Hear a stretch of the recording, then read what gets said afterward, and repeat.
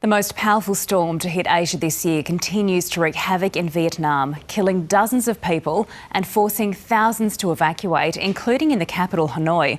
Southeast Asia correspondent Lauren Day reports from Bangkok.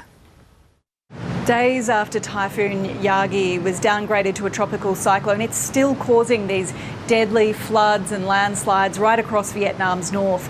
In the capital, Hanoi, thousands of people have been evacuated from their homes after the Red River rose to its highest level in 20 years. And students at many schools in Hanoi have been told to stay home for the rest of the week because of that risk of flooding.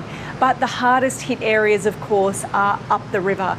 We saw that dramatic footage earlier this week of a bridge collapsing into the river, and now there's a devastating story about an entire village, a hamlet in Vietnam's north that's been buried in mud and debris from a landslide, killing dozens of people there.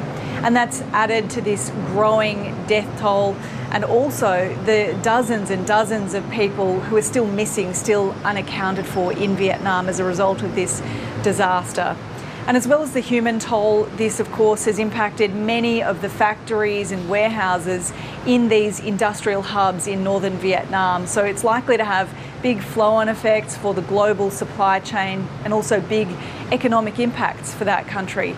But Vietnam's not the only place that's been impacted by Typhoon Yagi. Of course, this is the biggest storm that Asia has seen this year, the second biggest that the world has seen after Cyclone Beryl.